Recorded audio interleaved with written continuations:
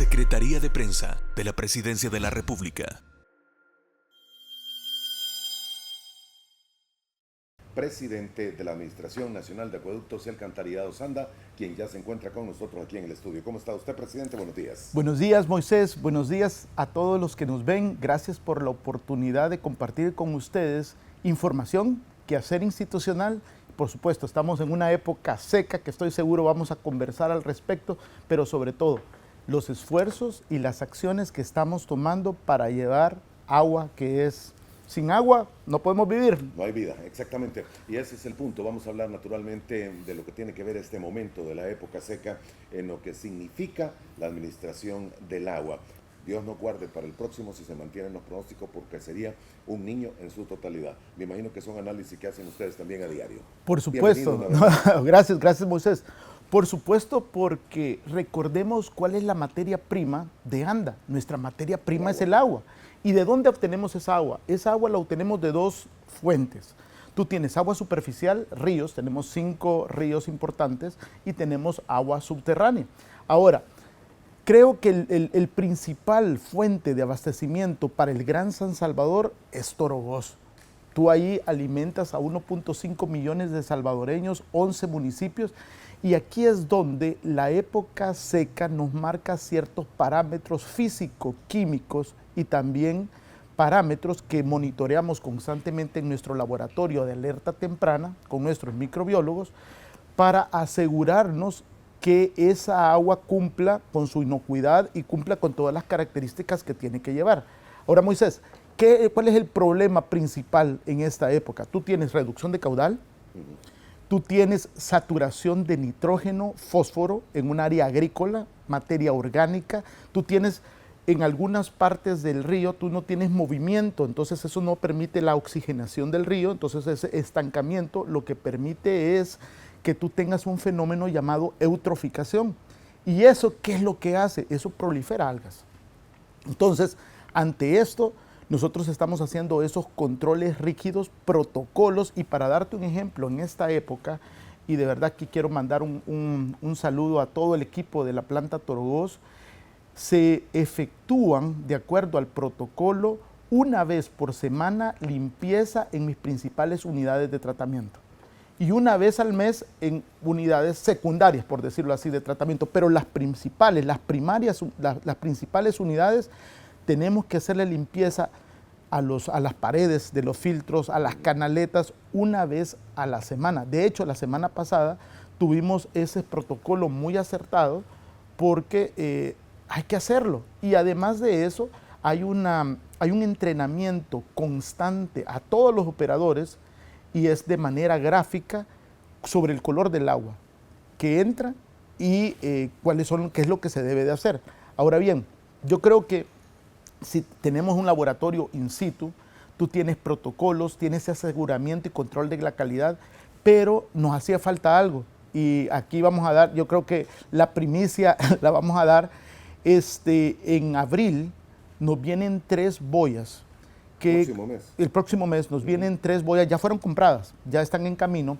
3 boyas que con luz solar van a activar un ultrasonido, y eso lo que permite es inhibir la reproducción de algas. ¿Y dónde vamos a poner esas boyas?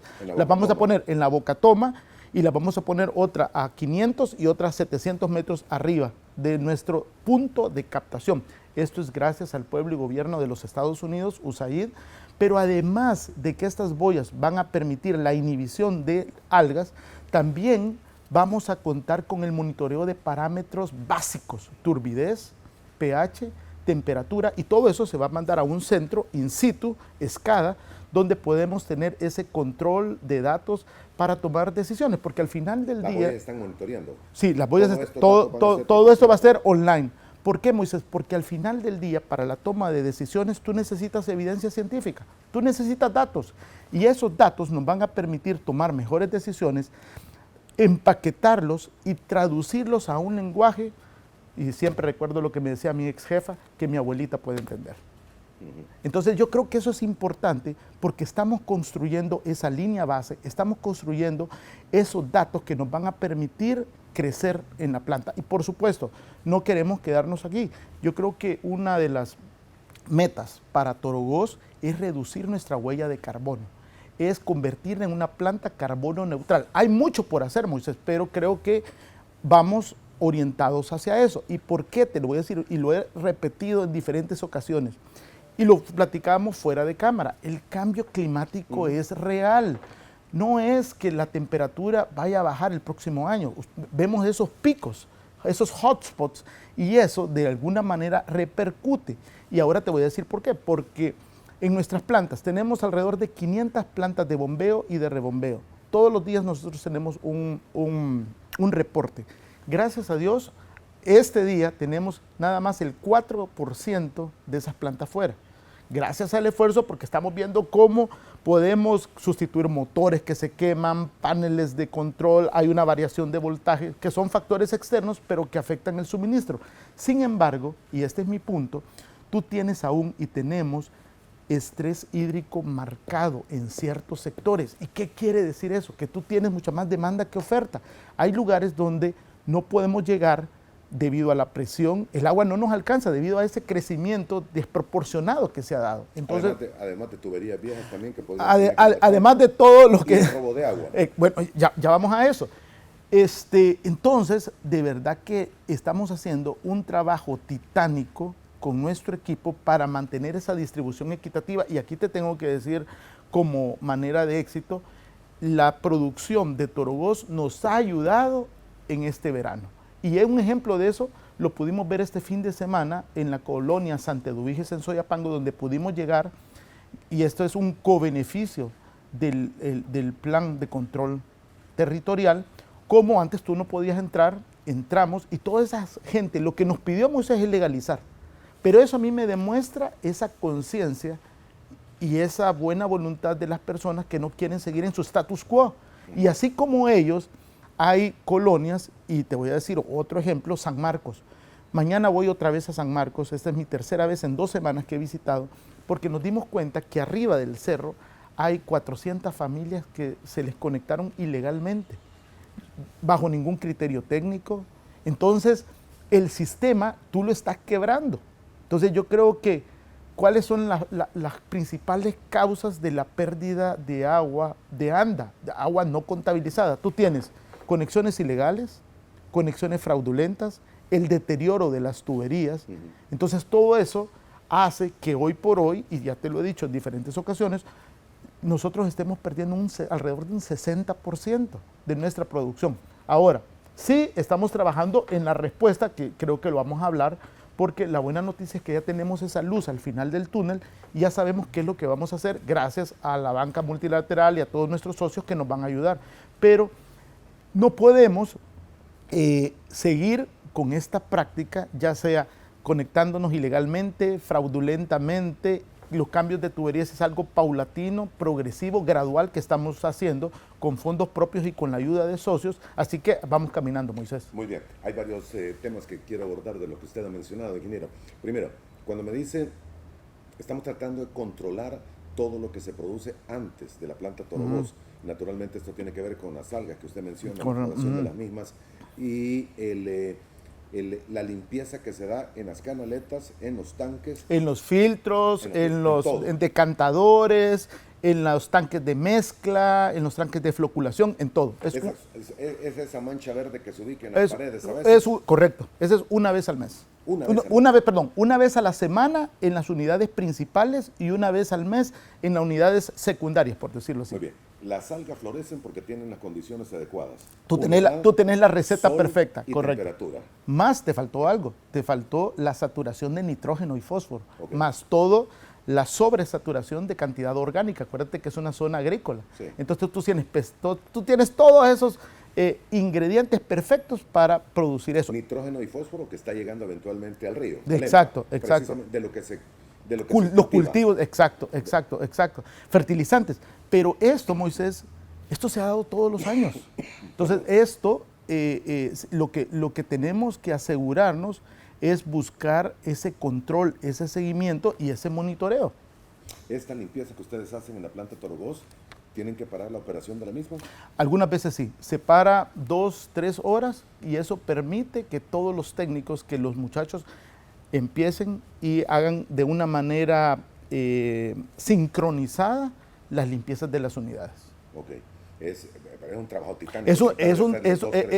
Es un trabajo titánico, muy ordenado, y por eso te digo, al principio del programa empecé dando mi reconocimiento a todo el equipo de Torogós, porque de verdad están con sus tenis puestos.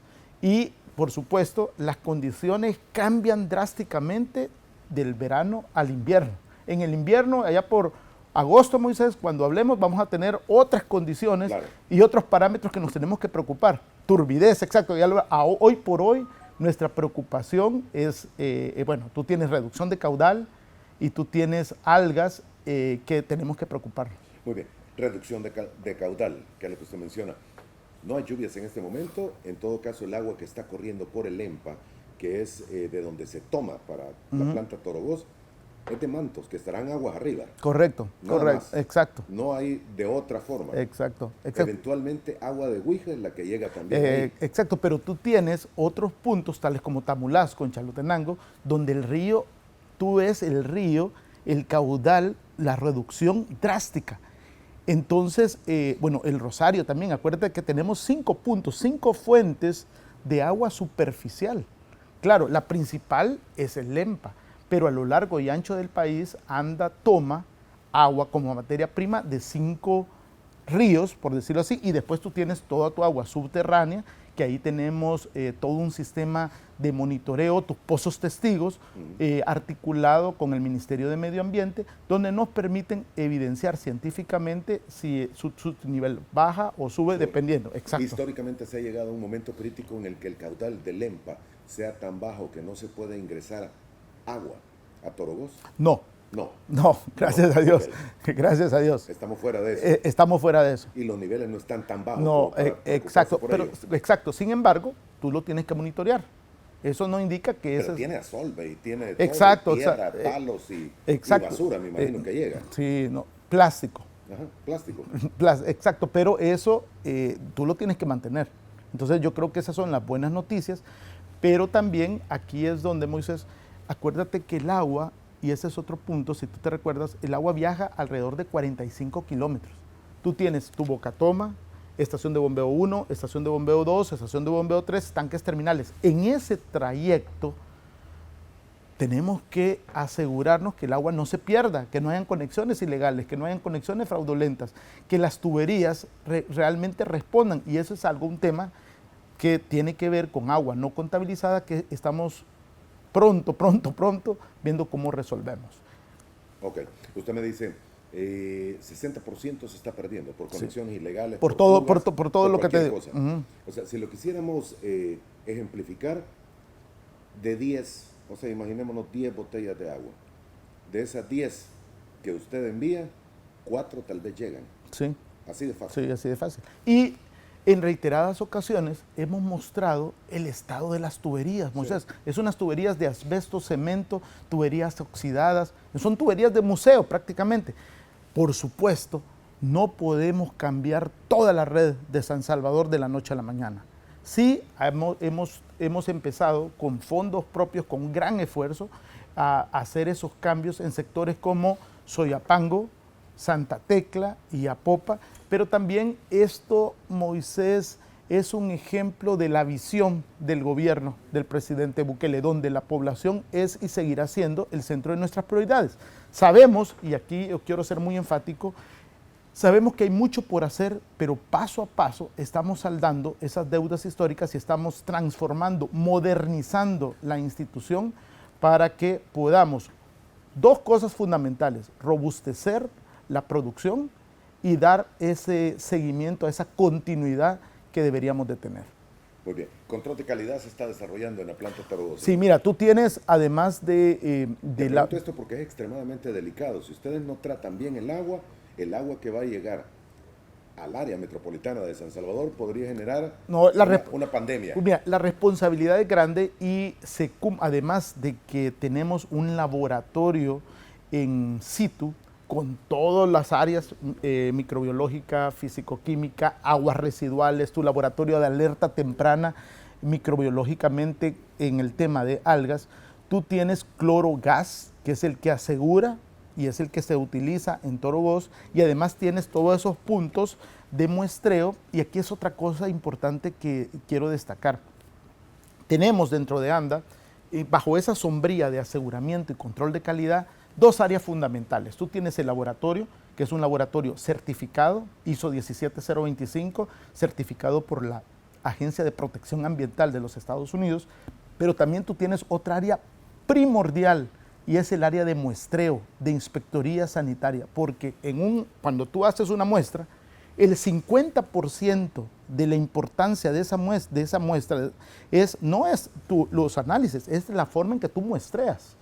Entonces, nosotros le hemos apostado bastante al muestreo, a la inspectoría sanitaria. Es más, este servidor, yo soy el que encabezo todas las inspecciones sanitarias, ese programa en donde podemos identificar fortalezas, oportunidades de mejora, vulnerabilidad de las plantas. Ahorita llevamos alrededor creo que aún más, alrededor de 60 o 70 plantas que ya hemos visitado en San Salvador, en donde aseguramos, Moisés, que esa agua que viene de Torogós se tiene que reclorar para que cuando llegue a tu casa cumpla con lo mínimo de cloro residual. ¿Y qué es el cloro residual? Bueno, miren, el cloro residual es un parámetro que me indica esa barrera que existe ante cualquier agente patógeno que quiera entrar. Entonces, el máximo que tiene que salir de una planta es 1.1. Y tú me ves en diferentes fotos con un aparatito que algunos dicen, bueno, y ese le gusta. Eso es lo que estoy haciendo. Correcto, asegurarme, es un comparador de cloro, asegurarme que el nivel de cloro esté en 1.1. Y a manera de broma, yo les digo a los muchachos, cuando esa agua se torna en rosado, salvados por la campana. Puchica. Y el mínimo que esa agua tiene que llevar cuando llegue a tu casa es 0.3. Entonces, eso me indica una inocuidad, me indica esa línea que debe existir, y no solo lo hacemos en las casas, lo hacemos también en el agua que ponemos en las pipas, Moisés. Entonces, yo creo que es bien importante mantener y asegurarnos que eso se cumpla. Mire, me voy a desviar un poco solo para mencionar, ya que usted retomó el tema de las pipas, porque medio mundo anda vendiendo agua en pipas, que a saber de dónde lo toman. Y probablemente son de pozos que están contaminados. O del lago, o de cualquier lago. Sí, o del lago o de cualquier parte, exactamente. Correcto. Pero se ha visto una explosión de cantidad de pipas distribuyendo agua en muchos lugares, que no creo que estén contando con tonos certificados de que el agua que le están llevando es potable o ni siquiera válida para cualquier otro tema. Muy delicado, y yo creo que aquí nuestra responsabilidad, y con certeza lo podemos decir, el agua de nuestros llenaderos cumple con cloro residual. Es más, también yo recibo un reporte de los principales llenaderos del Gran San Salvador donde me dicen cloro residual 1.1, cheque, cloro residual 1.0, cheque. Yo creo que es importante porque como empresa, como operador de agua, tenemos que garantizar ese suministro y esa línea en la cadena, que todo cumpla. Entonces creo que de verdad estamos haciendo nuestro mayor esfuerzo. Y en el tema del laboratorio, Moisés, quiero terminar con esta idea. Si bien tenemos un laboratorio principal en Torogós y nuestro laboratorio central, que es un referente nacional, también tenemos uno en Occidente, y es parte del portafolio de inversiones 2023, no lo habíamos quitado del renglón, contar con un laboratorio, de primer nivel en Oriente. En Oriente. ¿Por qué? Es importante. Oriente va a ser y será uno de los polos de desarrollo de nuestro país. Entonces ya, bueno, ahorita que entremos a la parte de portafolio y de inversiones, que es todo lo que se viene en ANDA, hay uno de los préstamos está destinado para la construcción del laboratorio de Oriente en todo su esplendor. El área físico-química, microbiológica, metales pesados y plaguicidas. Me contaba fuera de cámara que se reunió con el embajador de China. Correcto, tuve la oportunidad de conocerlo, con él estamos trabajando un proyecto muy importante, y aquí me voy a adelantar, que es la potabilización para que va a llevar agua a 7 municipios en el sur de San Salvador, y va avanzando el proyecto.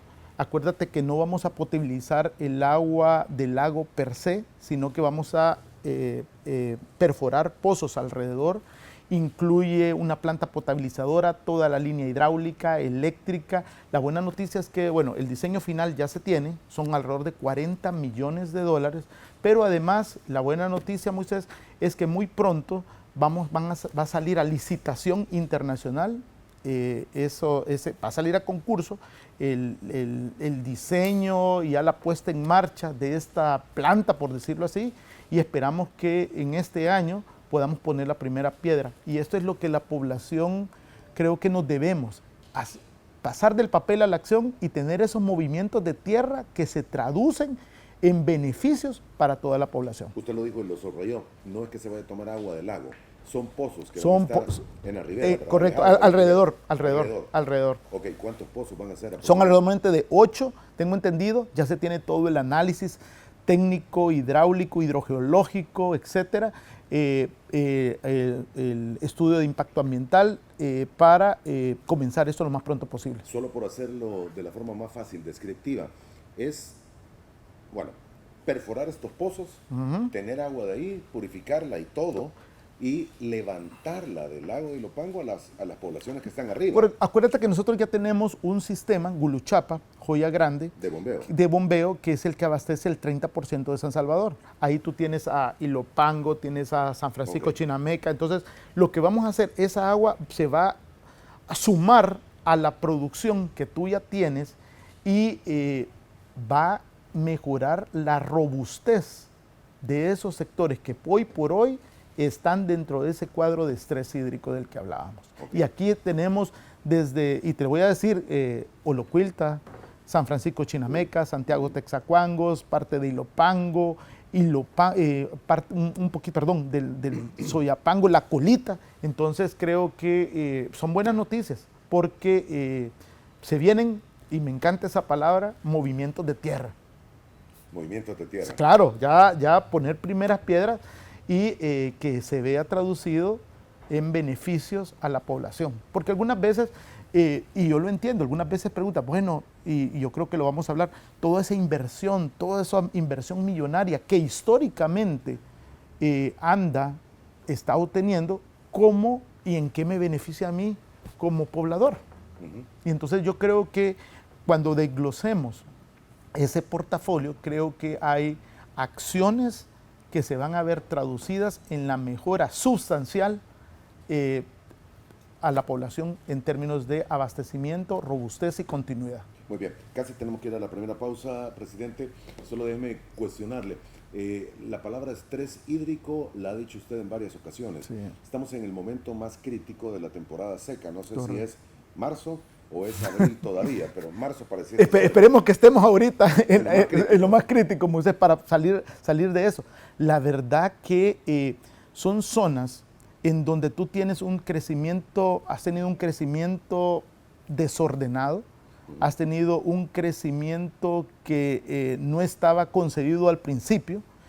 Dos, lamentablemente, han habido conexiones ilegales, fraudulentas, que quiebran el sistema y que no se toman criterios técnicos antes de decirle a la gente, mire, conéctese aquí, y anda sin saber que eso sucedía. Y tú tienes lugares donde tu cota de nivel pasa, o sea que no tienes que meter mucho más presión para que esa agua pueda llegar a la última casa.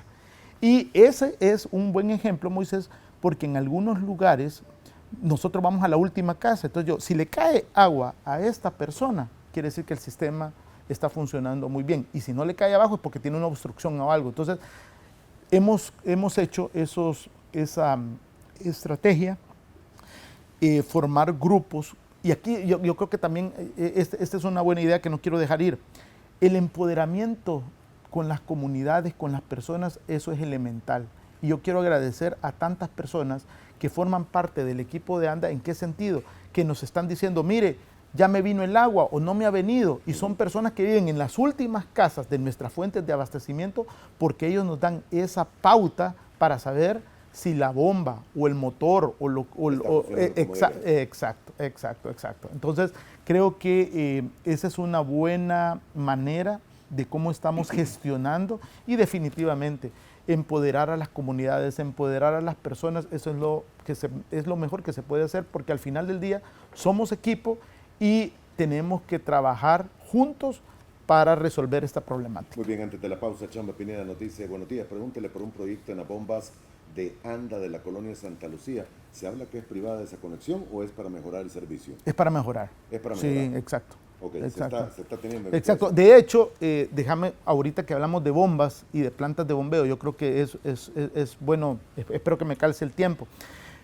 Nosotros hemos seleccionado 20 bombas y plantas de bombeo, Moisés, donde tenemos, en el Gran San Salvador, donde tenemos con recurrencia mayor número de fallas, consumen mayor energía y donde la población depende de esas plantas. ¿Por qué?